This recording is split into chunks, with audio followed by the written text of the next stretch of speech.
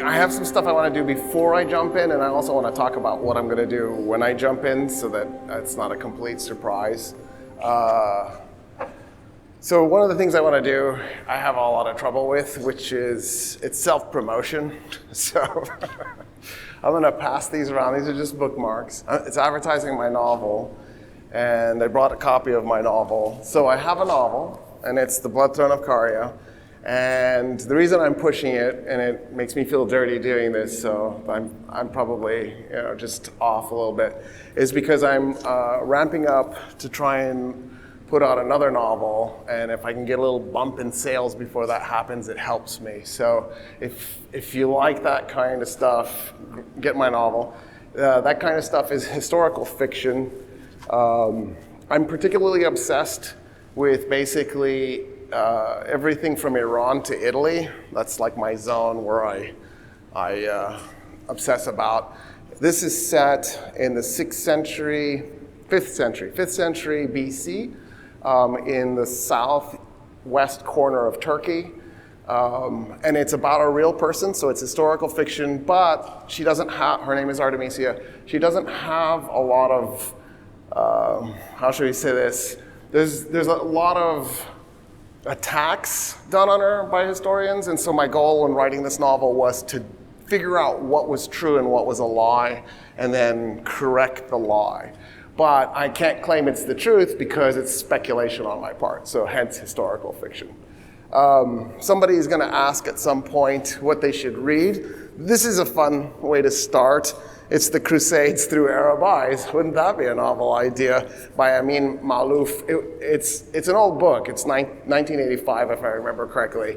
But there. Now, I've done that part. I also want to dedicate this talk to a group of people. So it's a small list, but I just want to do this. Omar, Saeed, Iman, and then Hadi. I'm probably forgetting somebody else I intended. You know what? I'm going to throw Jaden into the mix. He'll be like, oh my God, I can't believe you threw my name in there.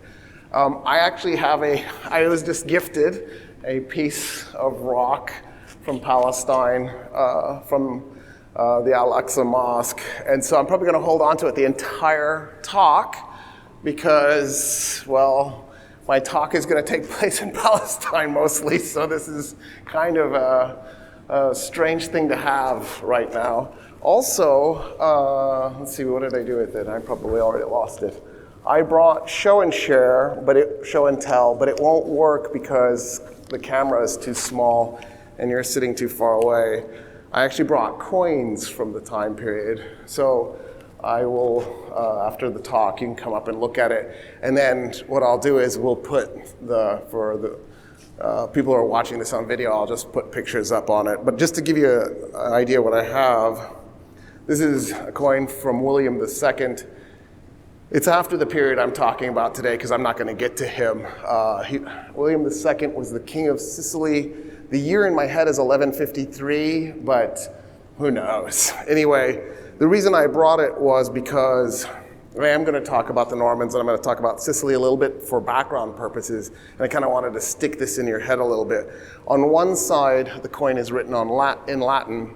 On the other side, it's written in Arabic because the Normans took Sicily from the Arabs, and so they just made it so that they were a bilingual society. Let me see, hold on, I'll do this one here. This coin is going to matter because this is Romanos IV, the Roman emperor. I'm going to talk about him in a little bit of detail, just briefly, because he's going to set things in motion that make the rest of the story possible. And then when you look at the coin, you'll see that the quality of the coin dramatically falls when you get to Alexios Komnenos. Alexios Komnenos becomes the Roman emperor just like 11 years later, and the quality of the coin is terrible compared to this one, so it makes you realize how far into decline the Romans had fallen. One of the things I'm going to do is I'm going to do a little bit of background, and in the process of doing the background talk, I'm going to bring up the birth of the Arab Empire, We don't know what year this coin was minted because it doesn't have a year on it. It's actually a counterfeit coin.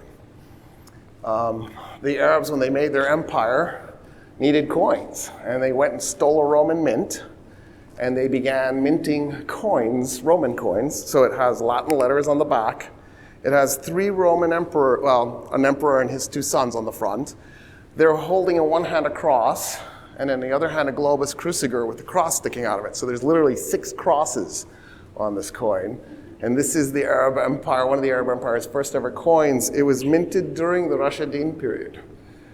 We don't know a date, so I can't tell you who, but most likely it would have been Uthman ibn Affan or the Khalifa Ali ibn Abi Talib. It's probably not one of the earlier 2. And then this coin is Muawiyah the First. He did the same thing. It's a Roman emperor with 2 crosses in his hand, and on the back Latin letters. And one of the reasons why I wanted to sink that into your heads is to also show how the boundary between things is really blurry, right? We're a society of people who want to put everything into categories, including ourselves. We can't wait to label ourselves, and then we keep breaking it down further and further, and the reality is these categories are all imaginary and made up. Nobody's that easy to categorize, you know what I mean? Let alone whole societies, especially societies where everything is blurred together. I probably have said Arabic words, for example, that are English in this. I wasn't paying attention, but at one point I might say the word nadir or zenith or zero. And then by contrast, Arabic is filled with Latin words. For example, the word fulus, the word for money, comes from folus. It literally was, one of those coins was a folus that I was holding up. And so the word is actually Latin. It's not Arabic. It's just the Arabs use the Latin word. Crez, the word for cherries, comes from cerasinus, which is the Latin word for cherry. And it can go on and on because everything's stuck together. All right, so as Eric Deggans would say, I'm going to do a bunch of table setting. Eric Deggans is a TV critic that I listen to on NPR, and he recently complained about too much table setting, but I don't know how to not do table setting. And the reason I have to do the table setting is if I just jump into the Crusades and start talking about it, it'll be entertaining because there's a lot of violence. It's like if you enjoy people massacred, and I know you do because I watch the same movies you do, then this is a great story because it is gory. But it's kind of helpful to know why it happened and how did we even get into the situation where it was possible. So I can't skip that. Having said that, I have no intention and no belief that I can, even if I wanted to, cover the entire Crusades. So in other words, this is part 1.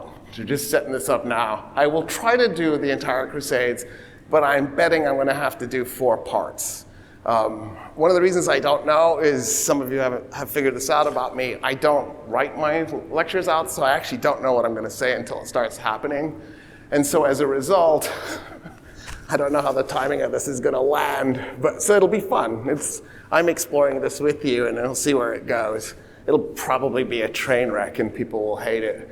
But it'll be fun for me anyway, and that's the important thing. All right, so to do this, I need to introduce some actors. The first actor I want to introduce is probably the most important actor in the story, and it's the Arabs. And the reason they're the most important, obviously, is because the Crusaders are going to invade the Arab world to fulfill their goal of making a kingdom of Jerusalem. So the Arabs created an empire that most people don't talk about, that's basically been deleted from history. It's the Arab Empire, although I have frequently heard it referred to as the Muslim Empire. The reason you need to not do that and call it the Arab Empire is the Arab Empire was created by Arabs, like the Roman Empire was created by Romans. We don't call it the pagan empire, and when it becomes Christian, we don't call it the Christian Empire, right? And the Japanese, we don't call them the Shinto Buddhist Empire. You know what I mean? When Alexander the Great made his empire, we don't call it the pagan empire. So why would we do this in this one particular case? And what I'm going to pose to you is the reason we usually don't even name it, and if we do, we sometimes call it the Muslim Empire, is because of anti-Arab hate.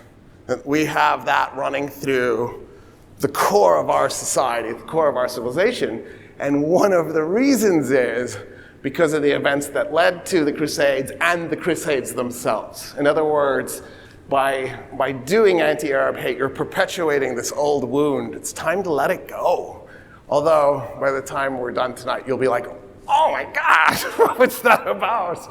So it'll be good. The Arabs began making their empire, and by empire I mean it in the true sense of the word empire. So, to be clear, a state that rules multiple countries and nations. That's all you need to be an empire. Having said that, you could claim then that the United Kingdom today, what's left of the great empire, is still an empire, because Great Britain is Wales, England, and Scotland. That's 3 countries. And then throw in Northern Ireland, Gibraltar, Bermuda, and the Falkland Islands, the Malvinas, and you end up with multiple countries, right? Or at least pieces of multiple countries. So they began making their empire in 633 when the first Khalifa, Abu Bakr, launches his armies into the Persian and Roman empires simultaneously in what should have been a completely insane, impossible, can't be done event. And it's not only done, but by 711, the Arab Empire became the largest empire on the planet to that date. There have been larger empires since, but there had never been a larger empire before this. It stretched by 711 from Spain to Pakistan. It went all the way into Central Asia. So if you can conjure a map of the Roman Empire, it owned about 60% of the Roman Empire.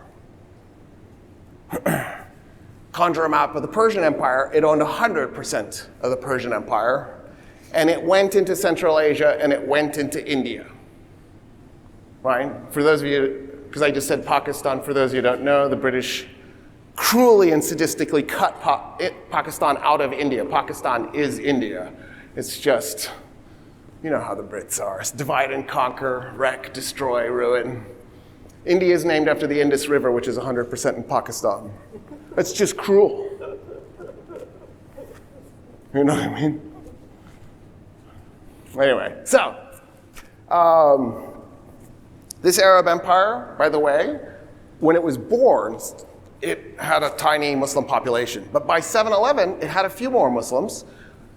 It was maybe 5-10% of the population was Muslim. The empire itself was majority Christian, 60% Christian. In fact, probably somewhere around 60% of the world's entire Christian population was in the Arab Empire. Isn't that hard to comprehend? The majority of the world's Christians lived in the Arab Empire, an empire that was majority Christian. In 711.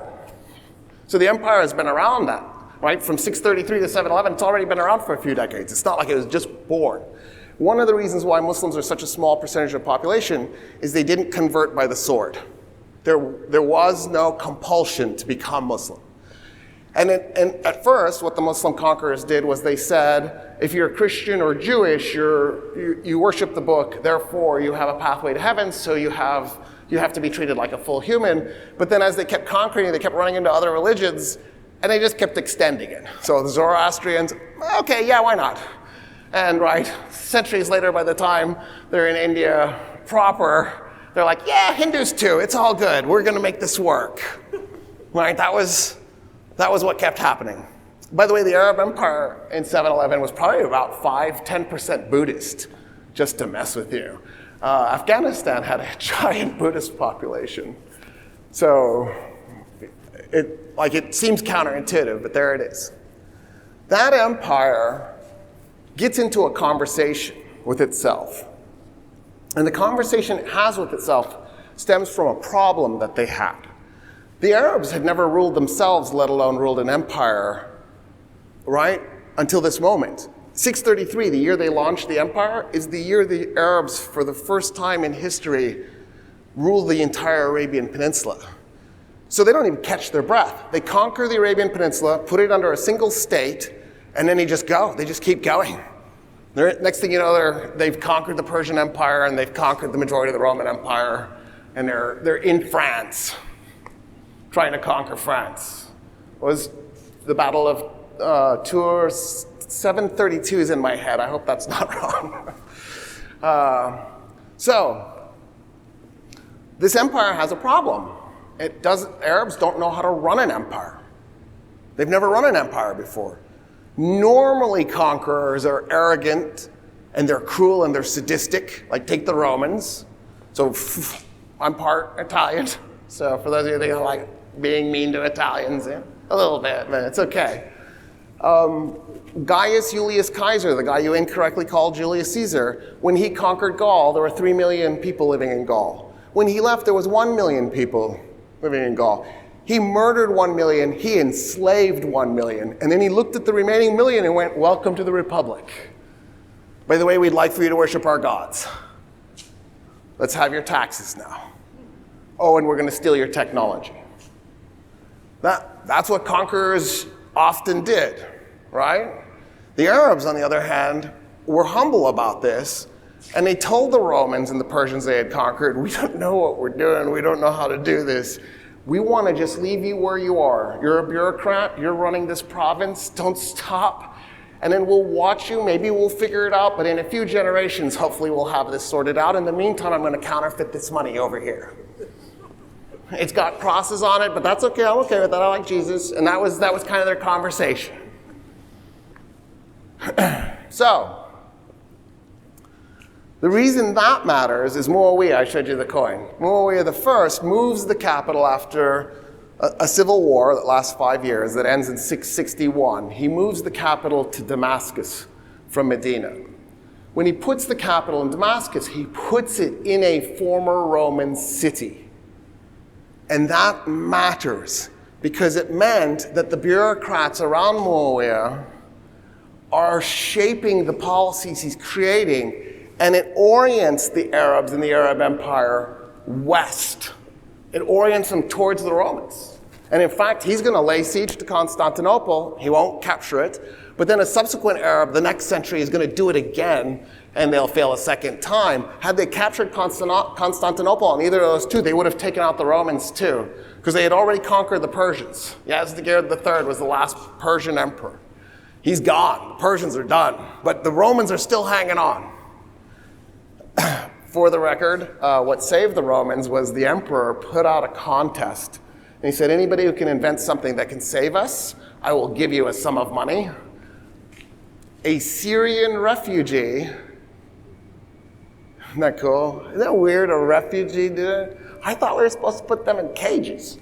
Anyway, a Syrian refugee invented a flamethrower. So what happened was the Roman Navy had a chain blocking the vulnerable north end of Constantinople. They had a chain that went across, so the Arab Navy couldn't get through it.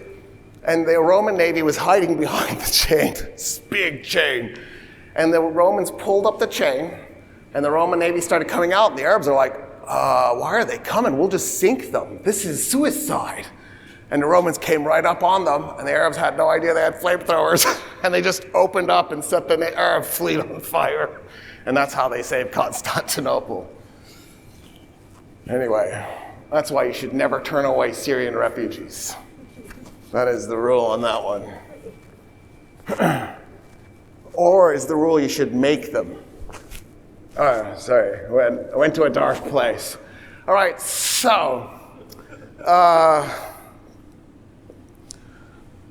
in 750, there's a coup d'etat.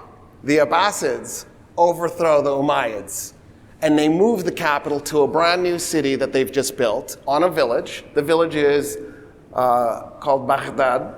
It's a Persian village, and they move the capital to this city, and they rename it Medinat as-Salam, the city of peace, and they build this amazing fortress system. It's 2-layer fortress system.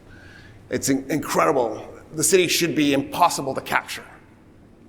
And science and commerce and philosophy pour into the city, art pours into the city, and the city grows really fast and becomes a major city really quickly. But it's in Iraq, which was Persian, Not necessarily ethnically, by the way. There was a huge Arab population in Syria during Roman period and a huge Arab population in Iraq already. What I mean is it was the Persian Empire. But there were also a lot of Persians as well because they were intermingled. Because you got to remember, this is a pre-nationalistic society. It's before people went, oh, my DNA is better than DNA by virtue of my race, right? Or by virtue of my nation. Back then it was, I was born in this city and that makes me better than you. It was city discrimination, which is fun. We have that a little bit. Like whenever a Houstonian walks up to you, you know you frown.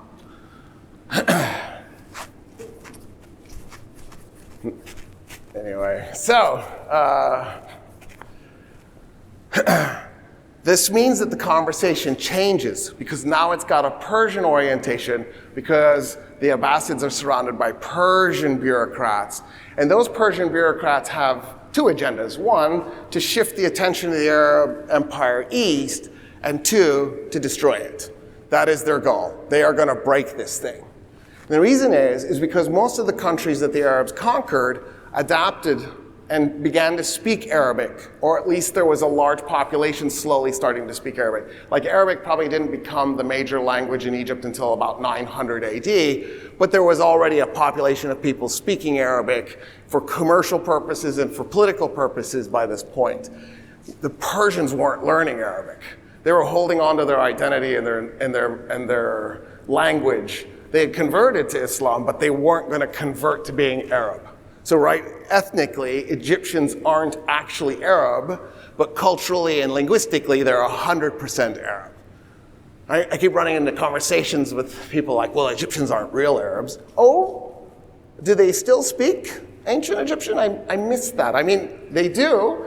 If you go to a Coptic church and listen to the liturgy, they do it in Coptic. Coptic is ancient Egyptian. Ancient Egyptian is as alive in Egypt as Latin is in Italy.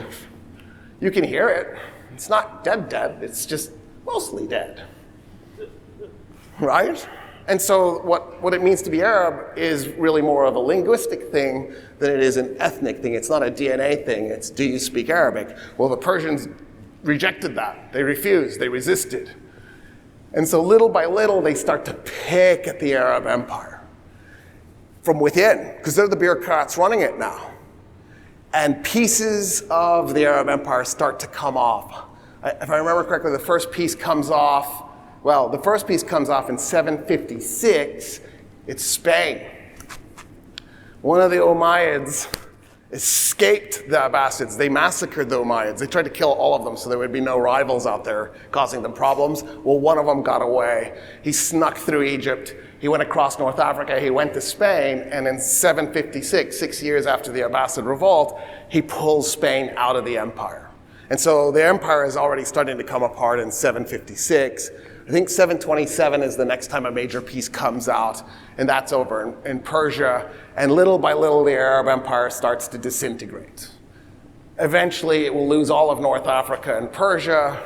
And as it's shrinking, the Khalifa, the system where you had a person who was a religious and a political authority, is starting to become symbolic, and they're being replaced by wazirs. They're being replaced by ministers. And so there's actually now a secular leader who's running the show, and the Khalifa is becoming a symbolic leader who's mostly just confined to a palace in Baghdad and has no meaningful role other than to walk around the garden looking pretty. And by the time that happens, it also means that the person who has the best position symbolically to unify people has no political power, which is bad if you're trying to hold things together. I can't give you an exact date when the Arab Empire stops functioning, but it's pretty finished by 900. I've seen the year 833 used as well. I think you can have an argument about when that's happened. By the time the Buyids are running Baghdad, it's over, right? There's no two ways about it. The Buyids were Persians who had broken out Iraq and a huge chunk of Iran and were ruling it on their own. Then, of course, the reason that matters now is if there's going to be a European invasion down the road, there isn't an empire to stop it. Well, there will be, because I'm going to have to introduce another actor, and it's the Seljuks. In 1037, a group of Turkish warriors begin to conquer the Middle East, and they create an empire to replace the Arab Empire. And that empire is the Seljuk Empire. So for the record, Turks are from Central Asia. They are in the same cultural linguistic group as Mongolians, Koreans, and the Japanese. I'm gonna let you sit on that one for a moment. Like, take that in. Japanese, Koreans, Mongolians, and Turks are the same cultural linguistic group. Do this as an exercise. Find a Turk and stand them next to a Korean and have the Korean start speaking Korean and have the Turk start speaking Turkish. It is crazy cool. It is very, very super cool. You should totally do this experiment. You can. They exist here in Austin. Like, just start looking for them. The Turks are starting to move into the Middle East for multiple reasons. One of them being they're serving as mercenaries. Another one is they're just looking for land to inhabit. It's a migration. There are immigrants coming in, and by 1037, they're politically in a position where they start conquering. And they end up conquering a huge chunk of the Asian part that the Arab Empire had. I'm making this number up because I never measured it, but they probably ended up with about 30% of the Arab Empire, maybe a little bit more, maybe a third of the Arab Empire. Let me introduce another actor, the Roman Empire. So, I've said this before in lectures, so people who have seen my previous lectures will probably be annoyed with me because I'm just repeating myself, but I have to a little bit because I'm going to assume that you haven't, and that way it makes sense. When I was a kid, when I was an adult, I was taught that the Roman Empire fell on September 4, 476 AD.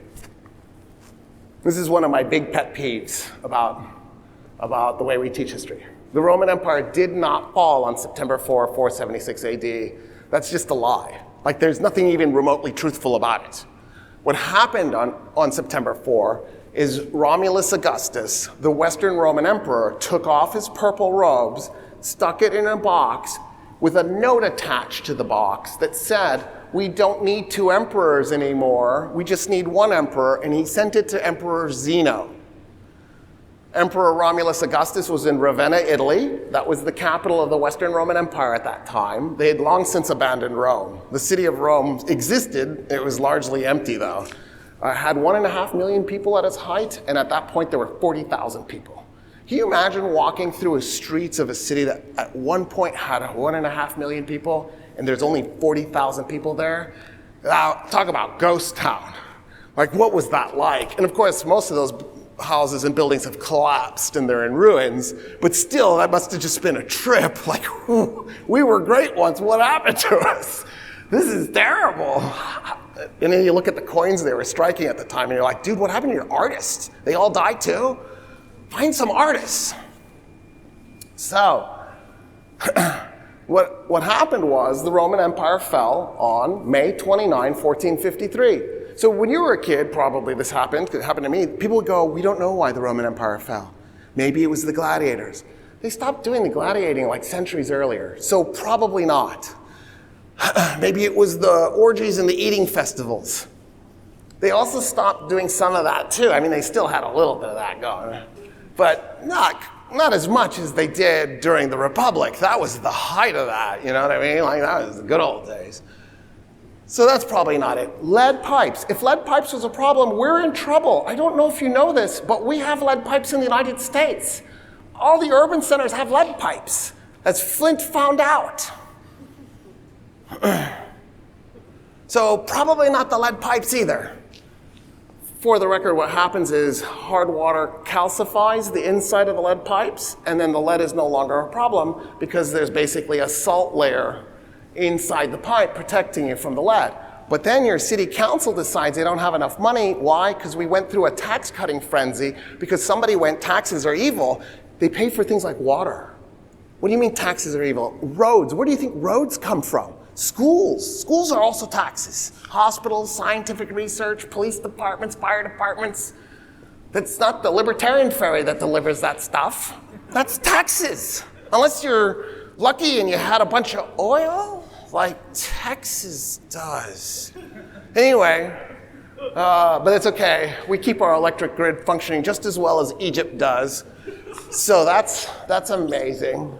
It's fun living in a third world country again. You know what I mean? It's very familiar. Like I go to Mexico in the summer, so I have electricity. Also, by the way, it's cooler. Push that through your brain. I still can't get over that. I'm very confused about that. So I've derailed myself. Why did I go down that path? So here's what happened.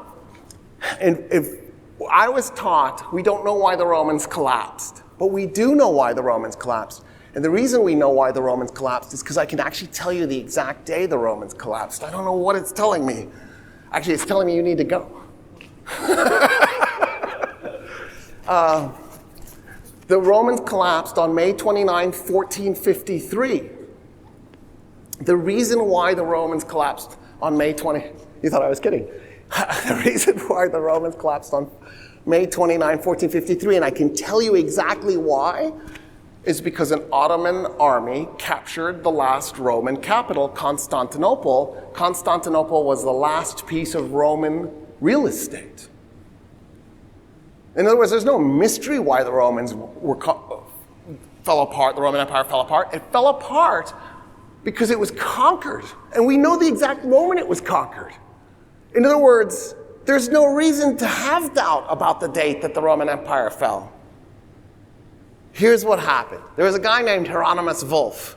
About 100 years after the Roman Empire fell, and I want to say 100 years, but that's probably wrong, somewhere around 1550, right? The Roman Empire fell 1453. He decided he was going to rewrite history on purpose and tell a really big lie on purpose. He had two goals.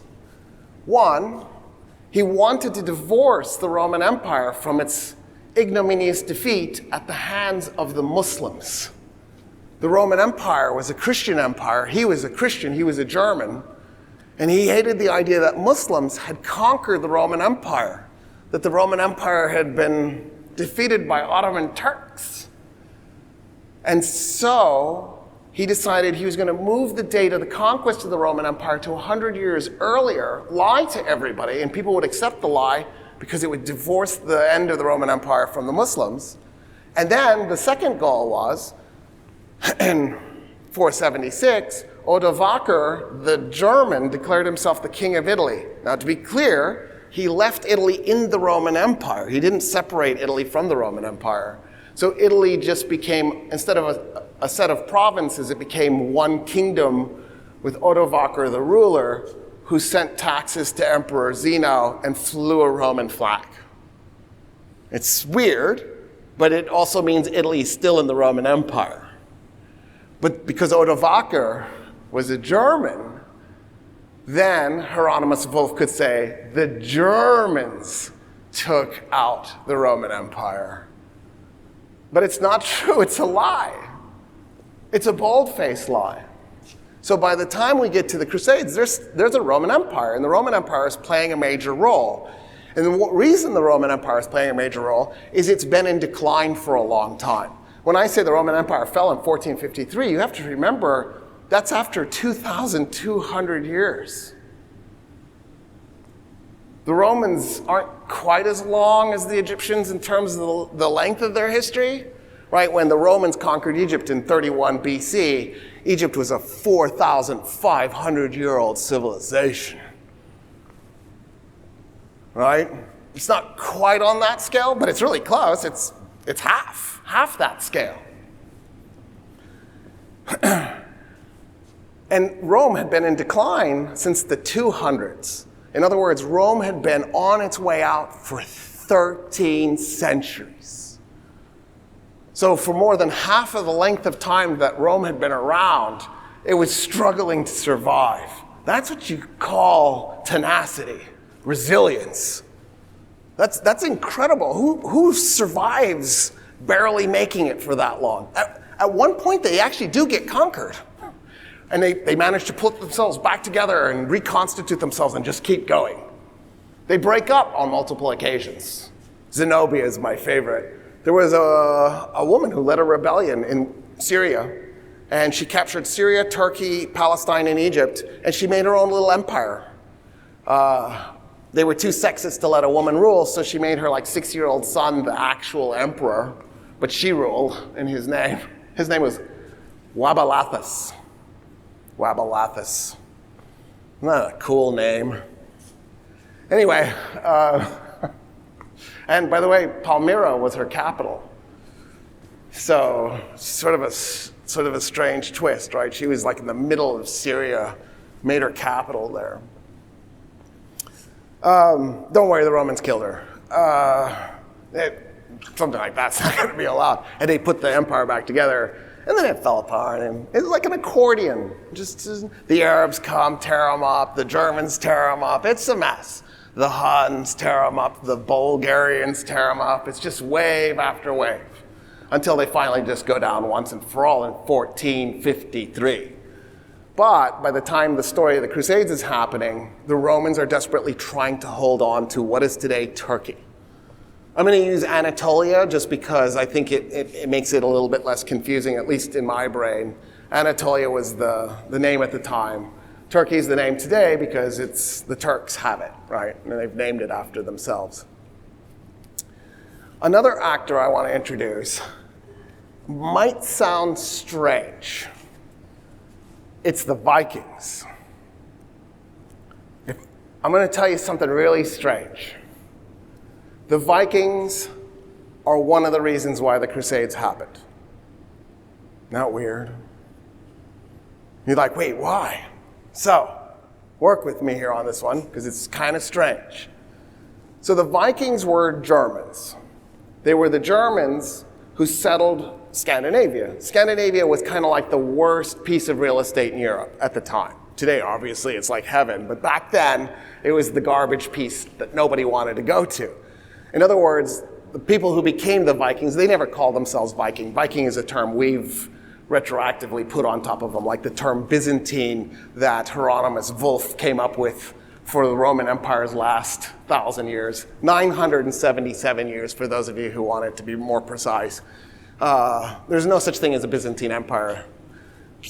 The Vikings, I'm going to use the term Viking anyway, though.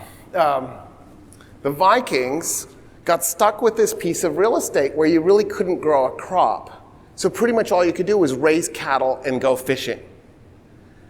And at some point, their population had reached a threshold. They had sort of reached the carrying capacity of cheese rolls and dried fish.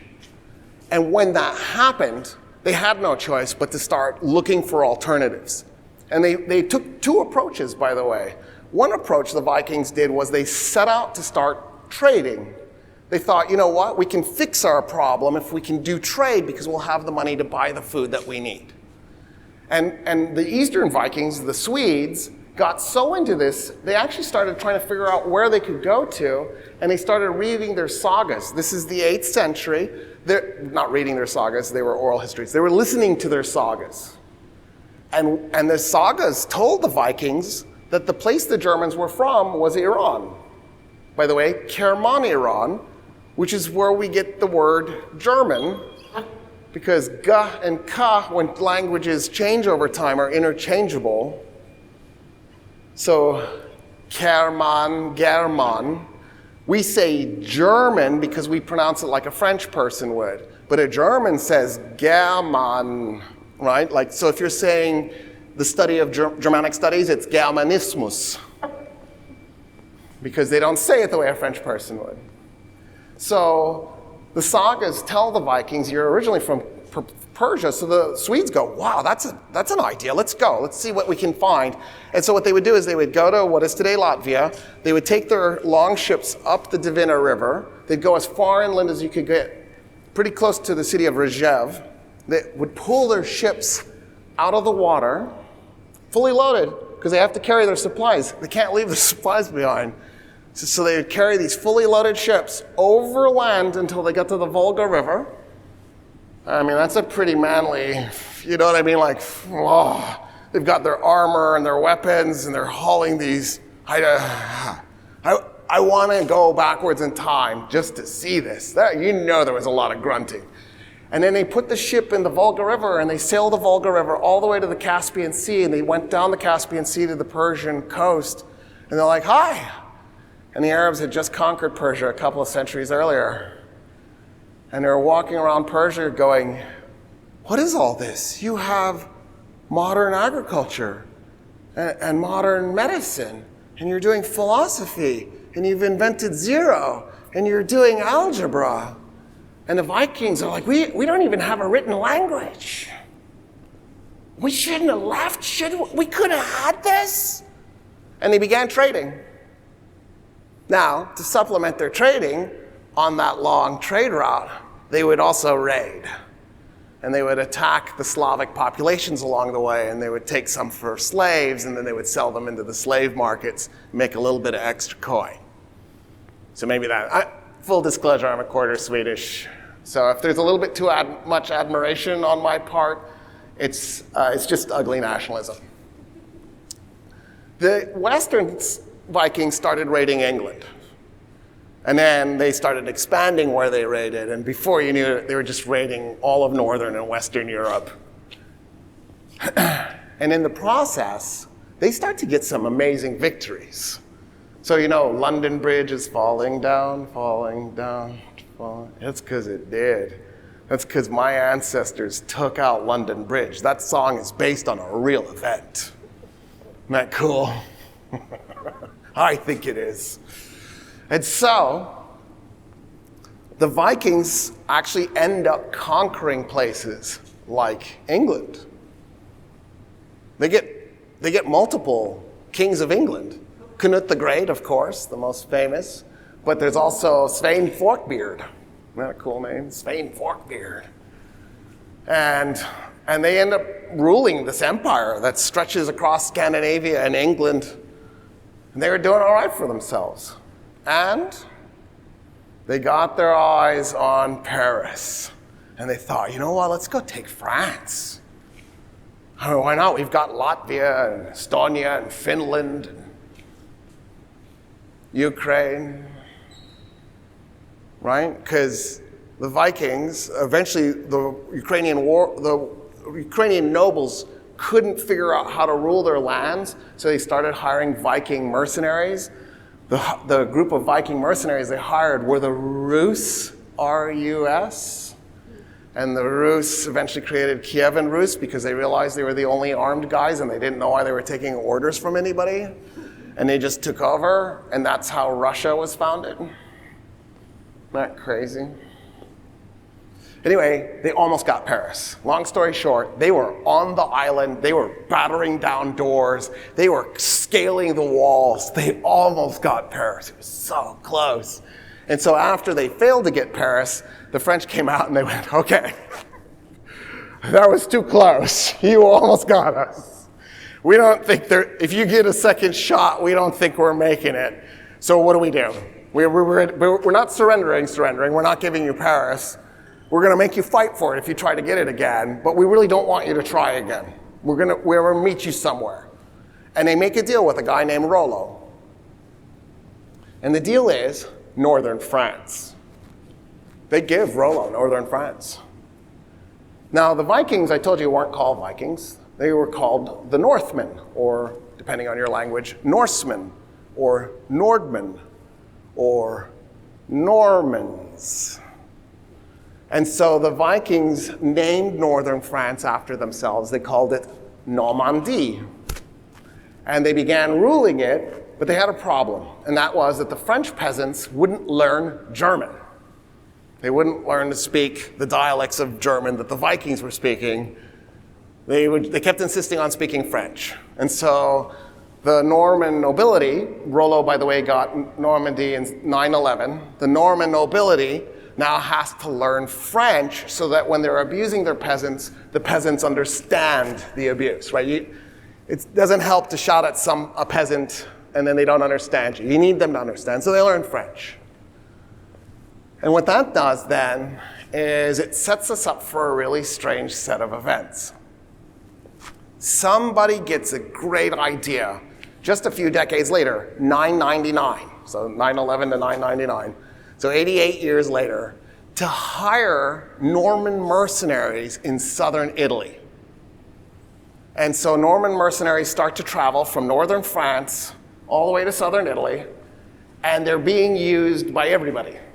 They're being used by the Romans, who are trying to hold on to southern Italy. They had it, they're losing it, they're trying to get it back. There's the Roman emperor at the time is a guy named Basil II. You want to laugh, but he was one of the greatest Roman emperors of the time period. And he went on a conquering spree, and he starts carving up territory that the Romans had lost, and he's putting it back in, including taking lands, Muslim lands. He actually brings the Roman Empire back to Syria, and he captures Antioch and the northern end of Syria. The part of Syria that today is in Turkey is basically what he recaptured. So when the Ottoman Empire broke up, the Europeans showed up with a crayon and a napkin, and they just began drawing borders. And you look at the border between Saudi Arabia and Jordan, or Jordan and Iraq, and you're like, why'd you do that? And they sneezed or something. Somebody got bumped and an extra wiggle line popped up. And they did that with Syria. They just chopped off the northern part and gave it to Turkey. So Basil II is recarving the Roman Empire, but at the same time, there's all these forces pushing back, and everybody's using Normans as mercenaries. That must have been awkward. Like, you see your cousin on the other side. How much are you getting paid? And then you fight for a little while. I'll pretend to kill you, okay? Don't swing at me. What eventually happens is those Normans go, why are we fighting for these other guys? And in 1030, the first Norman gets made a lord in southern Italy. And he slowly starts to conquer. And subsequent generations of Normans start to take pieces of southern Italy. And in 1061, the Normans are getting on ships, and they're crossing over to Sicily, and they begin conquering Sicily. Sicily had been conquered by the Arabs 2 centuries earlier. The Normans also start getting hired by the Roman Empire in Anatolia, because they're being used to fight the Seljuks, who are coming west and fighting their way into Anatolia. And so the Romans are using these Norman mercenaries. I showed you the coin of Romanus IV. In 1071, Romanus IV has an army at a place called Massacre, and they fight a battle against the Seljuks, and they're defeated. The Romans are defeated. The Normans take off after they were defeated. They just move out of the way. But the Romans get captured, including Romanus IV. He was taken. The Seljuks offered a ransom. The Romans are like, no, we don't ransom back losers. And they replaced him. The reason that mattered was the Norman commander, Roussel de Bailleul, decides he's going to do in Anatolia, in the middle of Turkey, by the way, Galatia.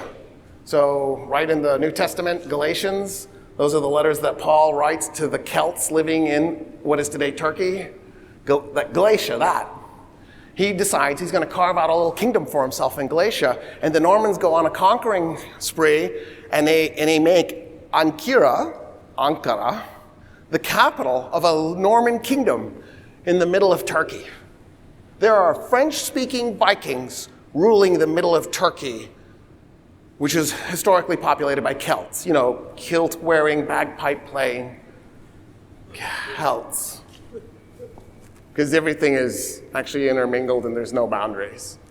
And the next thing you know, the Roman emperor is actually turning to the Seljuks and going, dude, can you help us with this guy? And the Seljuk, the ruler, the Sultan, the Sultanate of Rome. That's what they called themselves. Their flag was a two-headed eagle. The Roman flag was a two-headed eagle. Because when Emperor Romulus Augustus takes off his purple robes and sends it to Emperor Zeno, they've now unified the West and the East. They only have one emperor, so the new symbol for the Roman Empire is an eagle with two heads, one facing left, one facing right. Well, Seljuks in Anatolia take that as their flag because their goal isn't to destroy the Roman Empire, it's to make a Muslim Roman Empire. Their goal is to eventually capture Constantinople one day. They don't hate the Roman Empire, they admire the Roman Empire, they want to be the Roman Empire. And so, Suleiman I, the Sultan of the Seljuk Sultanate of Rome, gets a request from the emperor, the Roman emperor, to go put down this Norman uprising. And he's like baffled out of his mind, but yeah, sure, I'll help you. And in 1077, that Norman little kingdom vanishes. In 1084, the Pope asks for an army to attack Spain. Spain was, at that time, majority controlled by Muslims. The furthest north city that the Muslims owned in 1084 was a city called Barbastro. And so the Pope asks for a Christian army to go to Barbastro and take it. 1/4 of that army was a group of Normans. When they capture the city, at first they're pillaging it, they're slaughtering people, but the Normans decide they like the place and they stay, and the majority of the population is still Arab and it's still Muslim, and the Normans who stay start dressing like the Arabs and they learn Arabic, and they're really digging Arab society, and they go Indian, right? They go native. And it shocks everybody because it's like, wait, these French-speaking, blue-eyed, blonde Vikings are in Spain learning Muslim culture. And in a way, when you think about it, all three of these events that I just described are like little precursor crusades. In 1095, the Pope holds 2 conventions. I think both of them were in November. And Alexius Komnenos, Alexius I, the Roman Emperor, comes to Italy. And this isn't a small thing, because Italy isn't Roman. In fact, the Pope in Rome and the Roman Empire have had a falling out that has lasted centuries, and they hate each other's guts a lot, not a little bit, a lot. So what happened was, as the Roman Empire was disintegrating, they managed to hold on to pieces of Italy, including the city of Rome. But the Pope in Rome didn't like that because the original church had 5 patriarchs. So the Orthodox Catholic Church, Orthodox is truth, Catholic is universal. So the Universal Truth Church, that was the original name of the Christian church. It had already had a schism. The Copts in Egypt had broken away in 284. But in the 700s, the church was still unified. But the Pope in Rome came to resent the circumstances because the 5 patriarchs were the Pope in Rome, the Pope in Alexandria, the Patriarch of Antioch, and the Patriarch of Constantinople, and the Archbishop of Jerusalem. In other words, the original Christian church had 5 heads. 2 popes, 2 patriarchs, and an archbishop. By the way, the Pope would have his child on his knee, and then people would come to kiss his ring, and they would hear the child saying, "Papa, Papa," and that just stuck. Do you want me to say that again? The Pope would have his child on his knee. You know, his kid, because the original Catholic Church didn't have a celibacy thing. They did the celibacy thing later so that they could make sure that the clergy didn't pass churches and church property down in their wills, and illegitimate children in Europe couldn't inherit. So that's why that happened. It wasn't to stop the popes from having babies, it was to stop the popes from having legitimate babies. It wasn't to stop the clergy from having families, it's just to stop the clergy from having legitimate families so they couldn't pass on church land. So anyway, in 756, the Pope in Rome is sick of the fact that he's kind of second fiddle. He wants to be first fiddle. After all, it's Rome, and it's Roman Empire. So he goes and he makes a deal with the Franks, and they break Rome out of the Roman Empire. It's Pope Stephen II who does this in 756. 763, Naples was still in the Roman Empire. Duke Stephen II, 2 different guys, same name, This makes it easy to remember. 763, Naples breaks out of the Roman Empire and joins the Pope in creating this papal state thing. Naples is never part of the papal states, but the idea that it's now going to be a separate thing from the Roman Empire, it breaks away. And the animosity between Rome and Constantinople just keeps growing and growing and growing until 1058. In 1058, they get into a spat that's so bitter and so nasty, they start to excommunicate each other.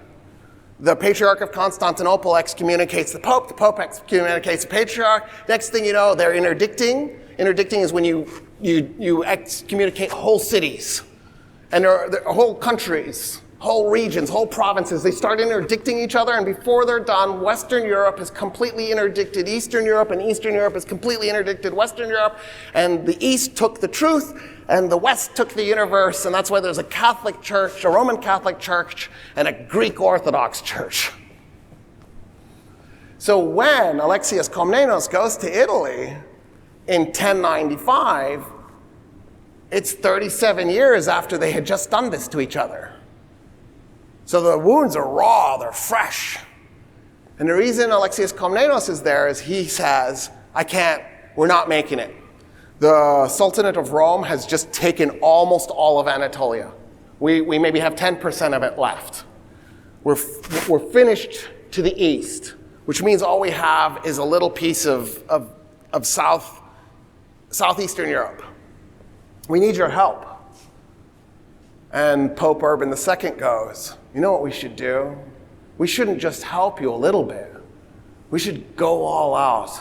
Let's retake the Holy Land and put it back in the Roman Empire. And Alexius Komnenos goes, yeah, why not? Let's do it. Let's make this happen.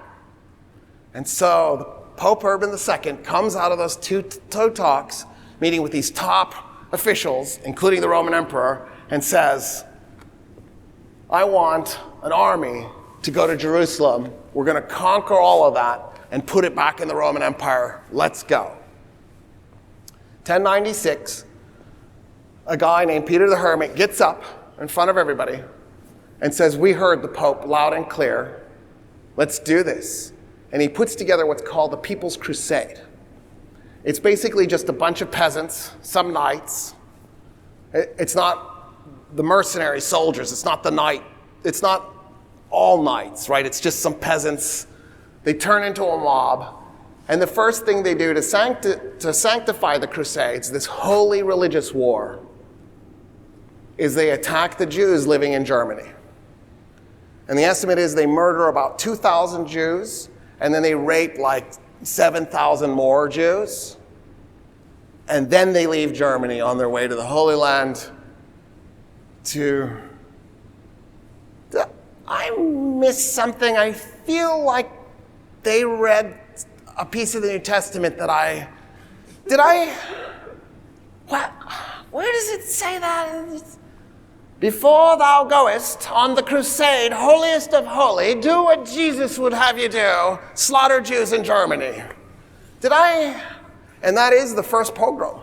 That is the first documented case where Europeans, specifically post-Roman Empire, the Roman Empire hated Jews. Just like it was a hobby for them. But they mostly did it in Palestine, right? It was just, the Jews again, they keep throwing rocks at us. That's going to be ironic in a few centuries. So that's the first pogrom, 1096. That army works its way all the way to Constantinople. When it gets to Constantinople, they've been raiding the whole way because they need to feed themselves. So they're sacking villages, they're tearing into people's food stores. It's a disaster. It's a raiding mob. It shows up at Constantinople. Alexius Komnenos is like, I got to get rid of these guys as fast as I can. He goes, you know what you got to do? You got to cross the Bosporus. Here's my fleet. He puts them on a ship and he sends them across the Bosporus, and they set up a camp. They actually attack a town. They capture it. And he's like, I'll send you food. You just stay on your side of the Bosporus. This is going to work out great. In the meantime, he's actually calling the Turks on the phone. Hey, there's some crazy dudes. I just deposited them on your end. Good luck with that. The guy who's now the son of Suleiman I, his name is Khalid Arslan, he decides he's got to get rid of these guys. And they want to take Nicaea. So Nicaea is pronounced Nicaea. I'm going to not say Nicaea again for the rest of the lecture. It drives me nuts. It's like Julius Caesar is Gaius Julius Caesar. Stop saying Julius Caesar. I feel like it could be a salad dressing or something. You know what I mean? Like, it doesn't have to be the name of that guy. Nicaea was the capital for the Sultanate of Rome. So they actually put it like almost across from Constantinople. And the reason is because that's their goal. It's Constantinople. They're nowhere near capturing it. They know that. But that's still, it's nice to have a goal, even if it's a far off one. And so they've got I did it. Nicaea. It's like poison. And the mob, the peasant mob, the People's Crusade as it's called, thinks it's going to capture Nicaea, and Khalid Arslan basically sets up an ambush for them and slaughters them. And that's the end of the People's Crusade for the most part. By the way, some of the leadership got away, because of course that's how that usually works out. In any case, the real Crusader army doesn't show up until the next year. The real Crusader army is a mixture of nobles from across France and Germany primarily, but also Italy, because there's Normans coming.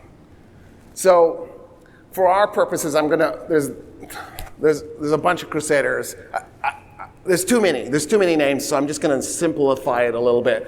The Crusaders you need to know about are Bohemond of Taranto, not Canada, but Italy. And then his nephew, Tancred, and Godfrey de Bouillon, and Baldwin de Boulogne. Baldwin and Godfrey are both from northern France. They weren't actually Normans, but they had definitely sided with the Normans. Their father, Eustace II, in fact, was with William the Conqueror in 1066 when the Normans decided to also conquer England. The Normans were very busy people, right? Oh, let's go to Spain. You know what? Southern Italy, Anatolia, England. In other words, long after the Vikings started speaking French, they're still tearing up the planet. They're on this like permanent multi-century rampage. And it wasn't enough for them that they had captured England already twice. They wanted it a third time. They're like, here's good real estate. We want it back. And they've got it. And so when Godfrey and Baldwin go on this crusade, they're not actually Normans, but they're part of the Norman sphere. So in a way, the top 4 of the 5 most important Crusaders are Normans. The 5th guy is a guy named Raymond. He's Raymond of Toulouse, also known as Raymond Saint-Gilles. He was Raymond IV of Toulouse. And they show up, and Alexius, there's also Hugh de Vermandois, there's a few other guys, but I just want you to know those 5.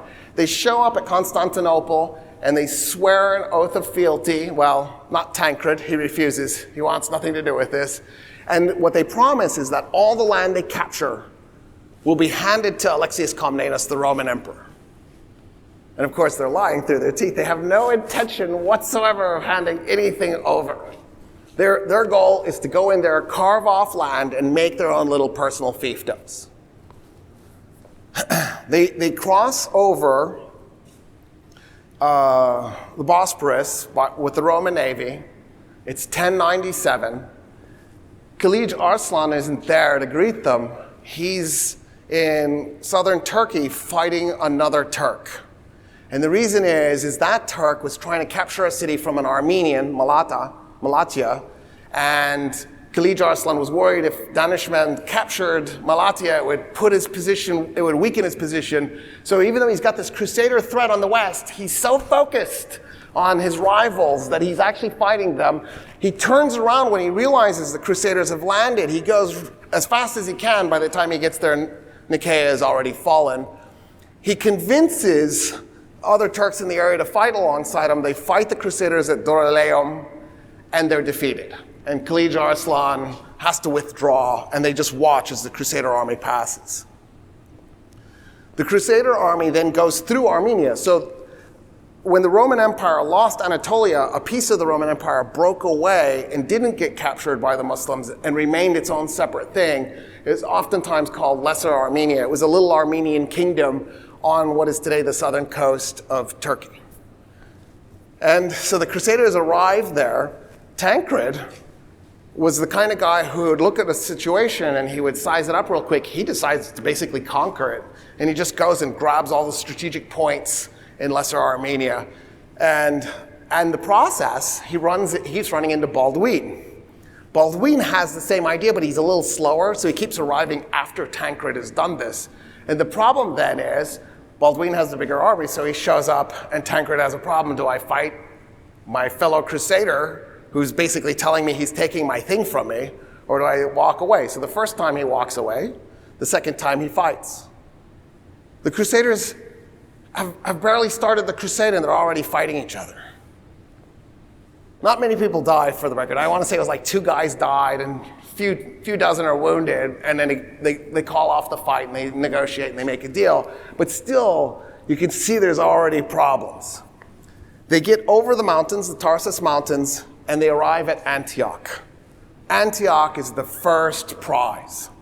So Antioch had only just been captured by the Muslims in 1084. So by the time that the Crusaders have arrived, it's 1098. They set up a siege. But Baldwin decides, not interested, and he takes off to the east, and he goes to a city called Edessa, and he puts Edessa under, he tries to capture Edessa. He doesn't put it under siege. He tries to capture Edessa, and Edessa was ruled by Armenians. And so Baldwin goes to the Armenians, and he starts working out a deal with them. The leader of the Armenians in Edessa was a guy named Thoros.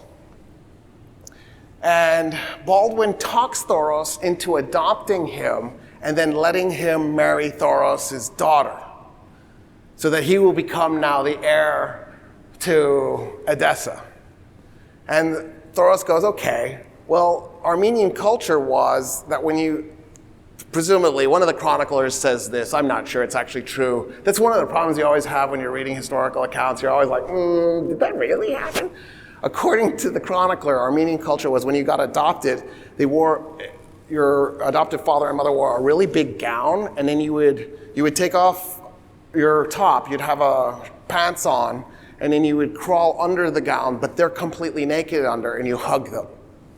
Anyway, so apparently that's what Baldwin did with his Thoros and his wife, and then he waited around for a while until a mob grabbed Thoros and his wife and hanged them. And that's the birth of the First Crusader state. We now have the county of Edessa. Baldwin is the first Crusader lord to rule a chunk of territory. I think it was May 1098. In the meantime, the siege in Antioch is still going on. Bohemond is the guy who wants Antioch for himself, but so does Raimond. So there's now 2 Crusaders both pushing for it, but the problem is they still got to capture it first. They haven't captured it. The guy who was the ruler of Antioch was a guy named Yahisian. And Yahisian starts putting out feelers to see if he can get help to break the Crusader siege. And there's 2 guys nearby. There's the guy who's running Damascus, because even though they're part of the Seljuk Empire is already coming apart at the seams. The Seljuk warlords don't like each other. They don't cooperate. They see each other as rivals. They're constantly backstabbing each other. And the guy in charge of Damascus, is a guy named Dukak. And Dukak's brother, Ridwan, is the guy in charge of Aleppo. They hate each other's guts. They see each other as rivals.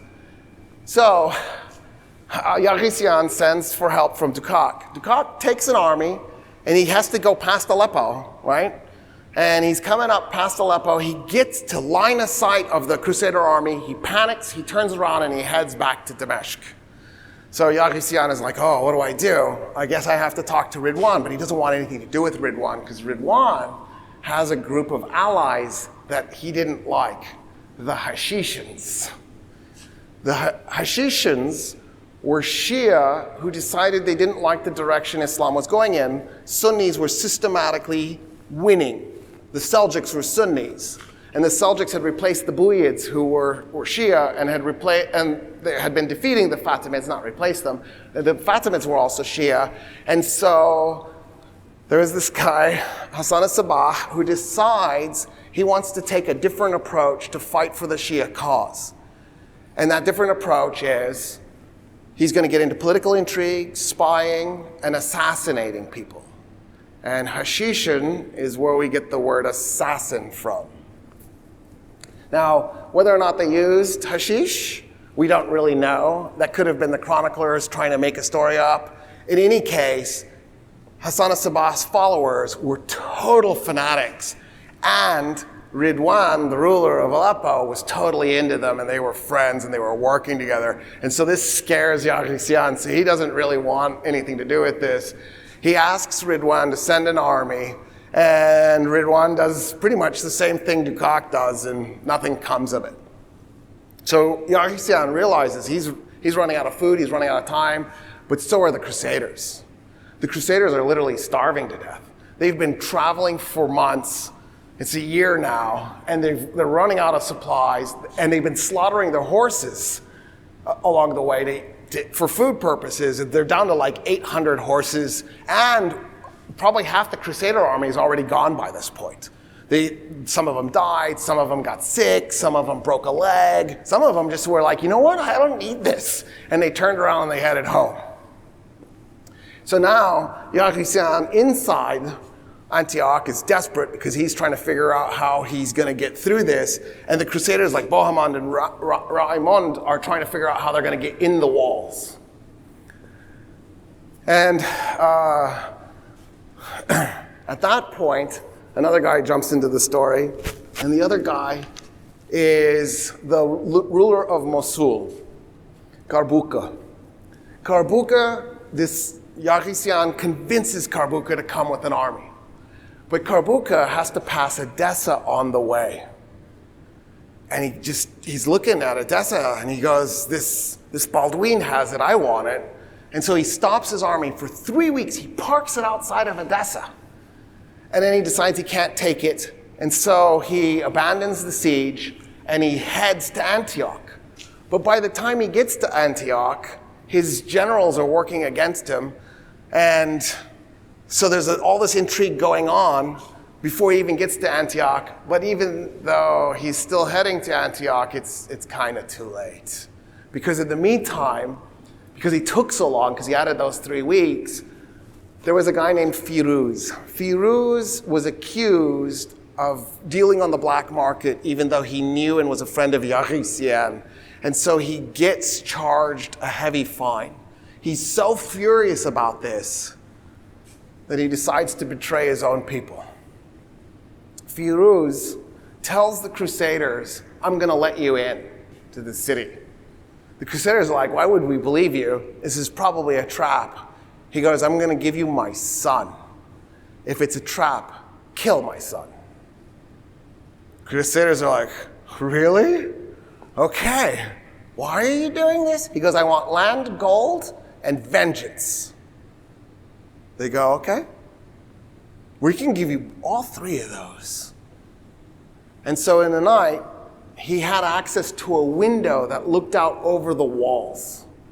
And he just dropped a really long rope down, and the Crusaders came up the rope, one at a time, until there were about 500 guys inside the city, and they began fighting for the gate. Yaghisian hears the sound, he panics, he jumps on a horse, and he rides off. He leaves his son and wife and family behind. He just takes off. He doesn't even assess the situation. He just figures, it's over, I'm out of here. He rides for days. He finally collapses from riding. His entourage try to put him back on the horse. They can't get him back on the horse. He's like having a depression bout or something. He just lays on the side of the road. A peasant walks by, recognizes who he is, cuts his head off and takes it to the Crusaders and gets a reward. In the meantime, Yaghisian's son, Shams al-Dawla, son of the state. Son as in the thing in the sky, not child, right? Shams al-Dawla, isn't that a cool name? Who would name their kid that?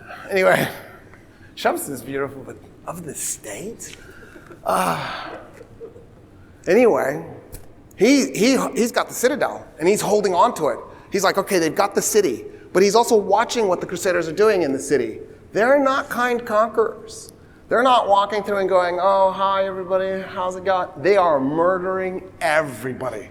They're just going through the streets, slaughtering the inhabitants of Antioch. They're killing the men. They're killing the elderly. They're killing the women. They're killing the babies. They're leaving nobody.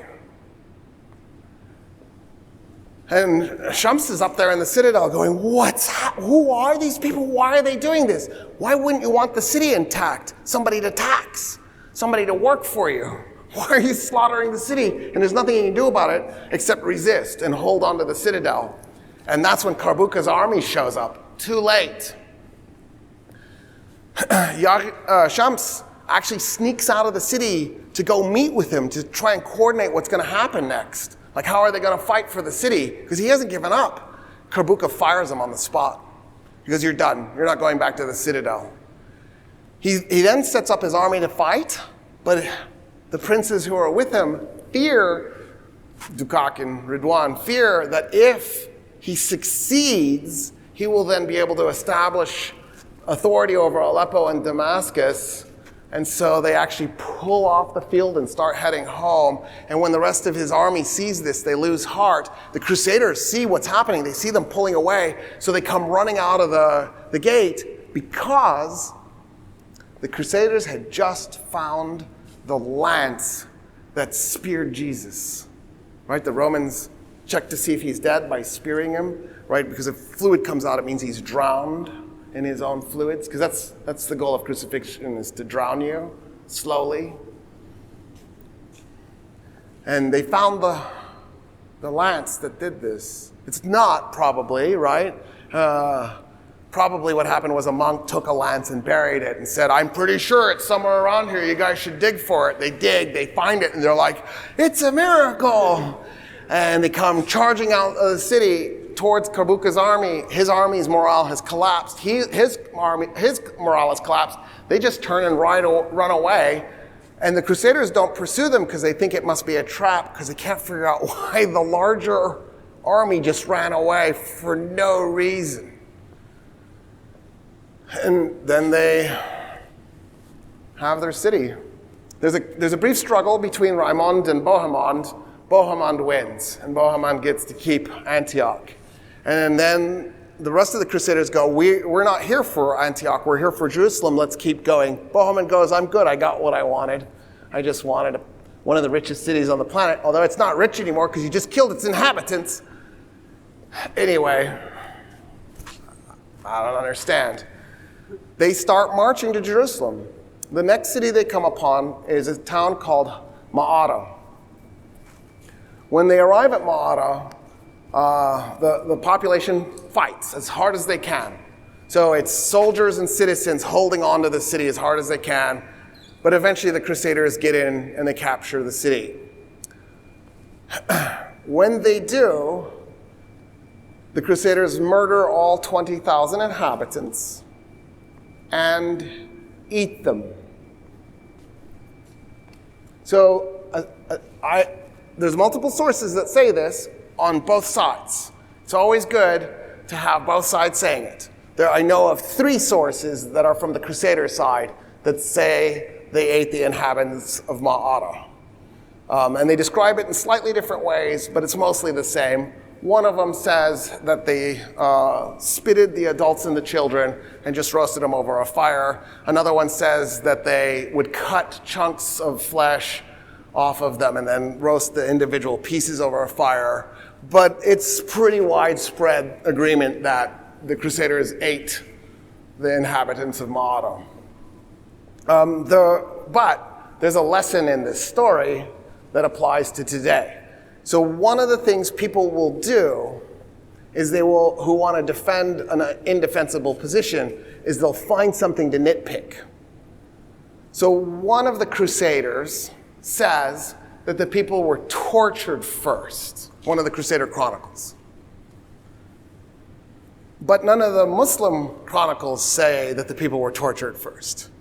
And so what I've seen happen, even on BBC, is somebody will say, well, they may have eaten the people, but they didn't torture them. So first of all, I think if you slaughter 20,000 people, including the children, in front of the parents, that's torture. But then second, I kind of don't care if that Crusaders Chronicles said there was torture and there wasn't or not, because I still think there was a horrible crime committed here. Why are you focusing on that one thing? So no Muslims are saying there was torture. Only one Crusader was saying there's torture. Nobody's having an argument with you, dude. There's no torture. They just killed them and ate them. The reason I'm bringing this up is you see this kind of nitpicking. Like, for example, with the Holocaust deniers I have seen focus on the number. So for the record, it wasn't 6 million Jews. It was probably 5.1 to 5.4. 6 million is a slight exaggeration. It's not a big exaggeration, but it's a slight exaggeration. So the Holocaust deniers will focus on the number. Well, it wasn't 6 million. If you just take the 5.1, you took away their ability to do this. And then now you can, well, how about the 5.1? And then there's nowhere they can go, because that's the number. The 5.4 is also a number, possibly, but just go with the low. 5.1 is already a horrific, nightmarish, hellish, evil. It doesn't have to be 6. Do you see what I'm saying? It doesn't have to have been torture. We're good with it just being cannibalism. So be careful when you're arguing, when you're dealing with people. What is that called? I feel like it's distraction. It's not gaslighting. It's a little different thing. It's like, yeah, but what about? Anyway, the Crusaders then approached Tarabulus, Tripoli. It was one of the wealthiest cities on the planet at the time. So was Antioch, by the way, but not anymore. Tarabulus had a library in it with 100,000 books. It was ruled by a qadi, and as opposed to like a guy who took the title of maybe king or something. It was ruled by a guy who had the title basically judge, which is kind of cool. And the city was rich. It had these big walls around it. The Crusaders set up a siege. There was no point. There was no way they were getting in. So they bypass it. And then they decide, you know what? Let's just keep bypassing. We have Antioch. We have Edessa. We have Ma'ara. Let's just go straight to Jerusalem. Why are we capturing anything else? So they bypass Beirut. They bypass Arsuf, Akka. They just don't deal with any of it. Sur, Saida. They go straight to Jerusalem. When they get there, they immediately attack it. They don't have any ladders. They don't have any siege equipment. This city has a wall on it. It has a citadel. So the Crusaders just go like a mob, charging up to the thing, and they're like banging on, and the defenders are like pouring oil on them, shooting them with arrows, going, they can't get in here. Why are they doing this? And hundreds of them are wounded and killed for no effect. So then the Crusaders set up a siege. The problem is that Jerusalem is brilliantly designed to not be siegeable. So all the sprigs are inside the wall. So the area around it is arid. So the army stuck trying to besiege this thing basically has to run a water line to the Jordan River and by bucket bring the water to the army. That's a tough thing to do. But that's what they're going to do. And they're praying, they're hoping that God will intercede and give them a break. And it may not have been God, but it was the Genovese. The Genovese show up with some English volunteers by ship, and the Genovese brought the material needed to build siege equipment. They build the siege equipment, and they attack the city. So, a little bit of, I'm going to bring in another actor, another player. So Egypt had been taken over by the Fatimids. The Fatimids were Shia who had started in North Africa. They took over Egypt. By the way, they found Cairo, 969. Cairo is just barely over 1,000 years old. It's such a baby for the Middle East, right? Like Middle Easterners go, oh, you're 1,000? Oh, you're so young. You're so young. Your whole life is ahead of you. Of course, Cairo is a massive city. It's the 6th largest metropolitan area on the planet. There's only 3 metropolitan areas on the planet that aren't in Asia that are in the top 10. Cairo, Sao Paulo in Brazil, and Mexico City are the 3 that aren't in Asia. Everything else is Shanghai and Tokyo and Calcutta, you know what I mean? So, the Fatimids are doing all right, but something really weird has happened. The Fatimids hated the Seljuks, but the Fatimids liked the Romans. They were allies. So when this whole crusade thing happened, in the mind of the Fatimids, who had just lost Jerusalem to the Seljuks a few years earlier, what's going to happen is the Crusaders, who are technically in the service of the Roman Empire, are going to split that land. Syria will go to the Romans, Palestine will go to Egypt. That's what they're thinking is going to happen. So they decide, let's go grab Jerusalem from the Seljuks before the Crusaders arrive to do our part in this alliance. They have an explicit alliance with Rome. This isn't like they're speculating. This is the deal that they've made with Alexius Komnenos. And so they send an army, they defeat the Seljuks, they capture Jerusalem, and then they send an envoy to meet with the Crusaders. And the Crusaders just keep coming. And the Egyptians are like, what are you doing? No, you stay on that side of that's the deal. We're going to split this. And the Crusaders just keep coming, and it becomes clear to the Fatimids, they're going to fight. They're allies. So they dig in, and that's when the siege equipment comes, and the Crusaders break in, and the Egyptian the Egyptian general in command of the defense of Jerusalem, Iftikhar, is looking at this going, how do I fight this now that the Crusaders have a sectional wall? And so he retreats his men to the citadel. Once they're in the citadel, there's nothing he can do for the population of Jerusalem. All he can do is he can hold on. It's basically a thorn in their side. He's going to make it so that the Crusaders can't control Jerusalem, but they can control parts of Jerusalem, and he won't control any of the merchant part of Jerusalem, the commerce part of Jerusalem. He'll just have a military peace, and eventually he'll run out of supplies.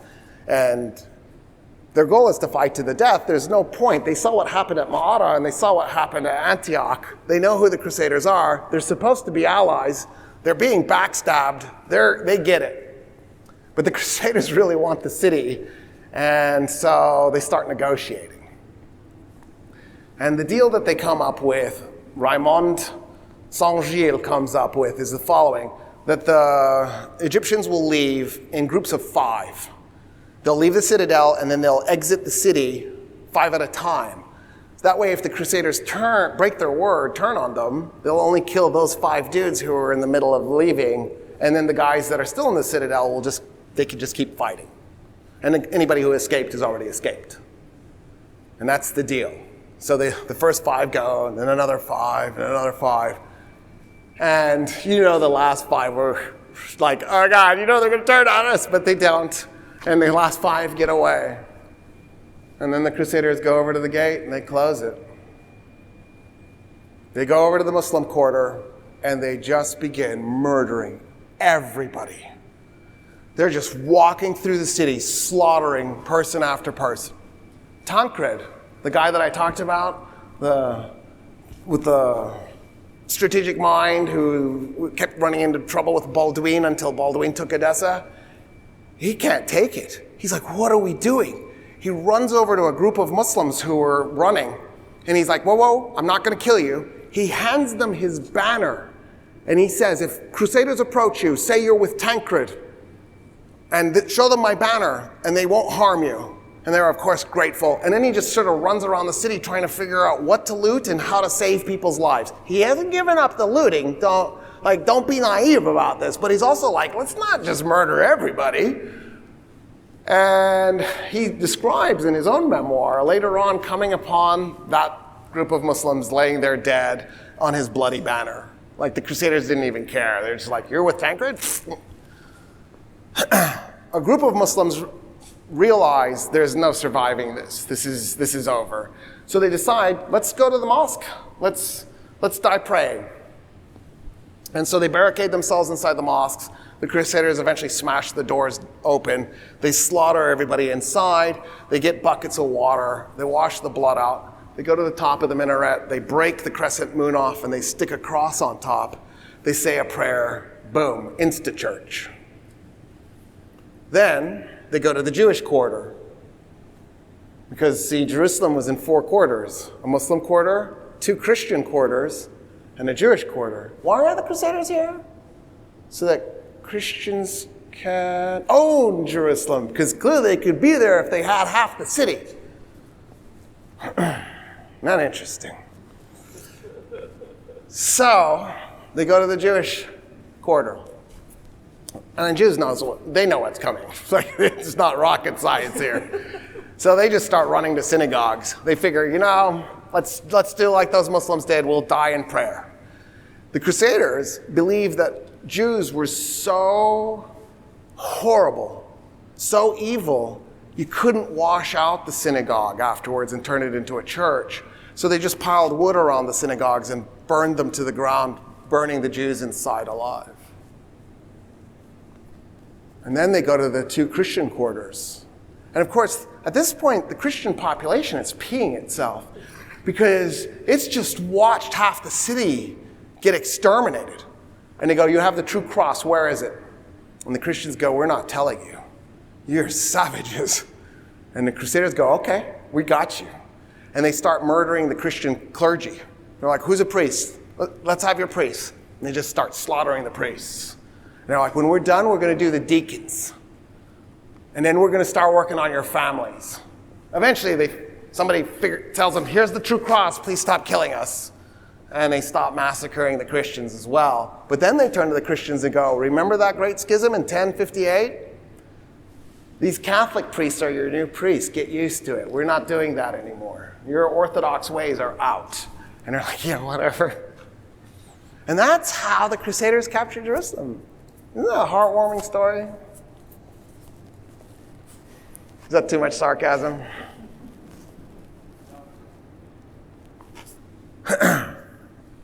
At that point, the Egyptians are trying to figure out what to do. They send an army to Ascalon with the hope that they'll eventually be able to come back and fight to capture Jerusalem back. Godfrey is named the new ruler of Jerusalem. He does not take the title king, so he's just the ruler with no title. He takes his army, he runs to Ascalon, and the Egyptians were in disarray. They weren't expecting this. And so they weren't set up properly, and he attacks them within their disarray. And a bunch of them fall back, they drop into the fortress, the rest of them escape, and the Crusaders get another win. They don't capture Ascalon, but they definitely humiliate the Egyptian army and buy themselves some time. The Egyptians aren't done. Their leader is a guy named Al-Afdal Shahanshah. Now, Shahanshah is not Arabic, it's Persian, but Al-Afdal is. The best leader of leaders is his name. Dude, if you have that as your name, you need to get into politics. That's incredible. Anyway, so Al-Afdal is actually a slave. Isn't that weird? And he's actually Armenian. So the guy running the Fatimid kingdom, the Fatimid Caliphate of Egypt, it has a Khalifa, it has a Shia Khalifa. The guy running it is actually an Armenian slave. There's an actual Khalifa who's a Shia Arab, but the guy running it, the Wazir, is an Armenian slave named the best leader of leaders. And he's like, we're not doing this. He sends an army. They attack Ramla. Godfrey is dead. Godfrey dies. We don't know why. There's one person says that he was killed in battle. Another person said he got sick. Another person said he was poisoned. Godfrey's dead. He was literally the ruler of Jerusalem for a year. He's replaced by Baldwin. the guy that captured Edessa, he comes down, it's his brother. So the chronicler said that when Baldwin received the news, he was very happy, but also a little sad that his brother had died. And he comes down and he's crowned king. And that's the moment in the year 1100 that the kingdom of Jerusalem is officially going, because there's now a king, right? But Godfrey was in 1099 when they captured Jerusalem. He meets Alafdal at Ramla in 1101, and he defeats the Egyptian army. The Egyptian army withdraws. They come back the next year because Alafdal is not going to give up easily. They attack Ramla, and this time they beat the Crusaders. The Crusaders fall to Jaffa, and in the second battle at Jaffa, the Crusaders win again. The Egyptians withdraw. They come back in 1105 to do it again. They attack Ramla, and they're defeated a third time, and the Egyptians give it a rest. They're like, okay, we're exhausted losing. In the meantime, something really critical happens for the purposes of how the Crusades are going to unfold. And it's the Battle of Haran. So Haran used to be called Karhae. Karhae is where the Romans fought the Persians for the first time in 53 BC. And the Romans were, just summarily defeated. It was a catastrophe. 26,000 Romans against 8,000 Persians. And the Persians maybe lost like 100, 150. And the Romans lost like 13,000 dead, 10,000 captured. So the Crusaders are going to do another Karhae, only the city's been renamed Haran. And the Muslim army comes out to meet it at Haran. It's southeast of Edessa. And the Crusaders are defeated. They are beaten in the field. And in fact, one of the Crusaders is captured. His name is Baldwin, but it's a different Baldwin. It's not the king of Jerusalem. It's his cousin. I think it's his cousin. And his cousin's name was Baldwin Borsk. That's what's in my Borsk, I think is what it was. And he's become the Count of Edessa when Baldwin becomes the king of Jerusalem. And so he goes into captivity. And he's stuck in captivity for 4 years. And while he's in captivity, Bohemond himself also gets captured, and he ends up in captivity. So two Crusaders are now out of the picture because they've been captured. And then Raimond decides he wants Tarabalus. So Raimond was probably supposed to become the king. But for whatever reason, he decided he didn't want to be the king of Jerusalem. He wanted to be the king of Tarabalus. So what he did was he set up a siege for Tarabalus after they captured Jerusalem in 1102. And he's built a fortress north of Tarabalus, and he's fighting day after day. The defenders of Tripoli come out late in 1104. They set his fortress on fire. Raimond himself is severely injured in the fire. He survives it, but dies like 3 or 4 months later from his wounds. So the Crusaders have now lost basically 4 of their top Crusaders. Godfrey is dead, Raimond is dead, Bohemond is in captivity. Baldwin, spoiler alert, who will become Baldwin II, who will become the second king of Jerusalem, is in captivity. So that's a weird story, obviously. And so they're in trouble. By this point, most of the Crusaders have actually gone home. In other words, if the Muslims had just attacked in an organized fashion at that moment, there was nothing to stop them from just taking it all back. But the Muslims are in such disarray, and each of these Turkish warlords, these Seljuk warlords, hates each other's guts so much they just won't cooperate together. It gets so weird that at some point, 1108, there's going to be a battle. Baldwin gets released, and Baldwin is going to make a deal with the ruler of Mosul, and he's going to field an army. So it's going to be a Crusader army next to a Seljuk army. They're going to fight together. they're going to fight Tancred. Tancred ended up becoming the regent of Edessa while Baldwin was in prison. Tancred doesn't want to give it up. He doesn't want Baldwin to come back. Tancred goes and he gets Ridwan, the guy from Aleppo. So there's Tancred, the Crusader, has a Muslim ally, and they're next to each other in the field.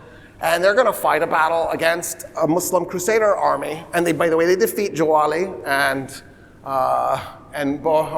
Baldwin. They have to escape. And Tancred basically keeps Edessa as a result. He's eventually talked into participating in the Siege of Tarablis. They're going to actually try and take it once and for all. And when he does that, he reconciles with Baldwin. But here we are, it's 1108. The Crusaders just captured Jerusalem 9 years earlier. And there's a battle where there's Muslims and Crusaders on both sides fighting each other. Like, it's already gone sideways in every way you can imagine. And that's the first part of the Crusades. Having said that, there's so much more to this story, which is what I warned you from the beginning, like, I am not going to get through the Crusades.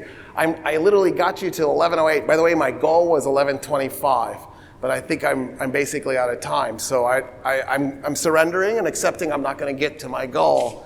But to put things in perspective, the Second Crusade is 1145.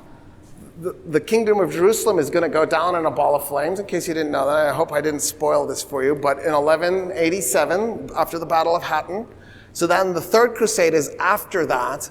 And then there's a Fourth Crusade in 1202. So in other words, the Crusades are just going to keep going for a while. And they actually don't end by most people's... The usual number we use is 1291. So it's 195 years. I've just covered 9 of it. Well, 12 if you include even more, 13 if you include the peasant crusade. By the way, there's supposedly a children crusade in this. It's a lot of fun. The Crusades were great. I'm going to tell you the Children Crusade, and I'm going to let you go. It happens later, so this is out of time sequence, but it's just too fun since I mentioned it. A group of children think if they go and just show up in Jerusalem, the Muslims will give it back, because this is after the Battle of Hattin. So they don't. Children obviously walking from France to Palestine is a little tricky. So what they do is they walk to Venice, and they show up. And they ask, will you, the Venetian Navy, just take us? And the Venetians go, yeah, of course. It would be our sacred duty to take you.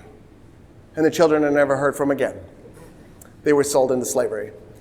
The Venetians just put them on the ships, took them to slave markets, and just... Isn't that just capitalism? I'm pretty sure that's just capitalism. All right, thank you for your time. And if you want to come see my show and tell, I'll stick around to let you do that. And actually, you know what? I'll field a question and then I'll let you go. How about that? I always forget to do that. I actually don't always, but no questions? Okay, good, we're done.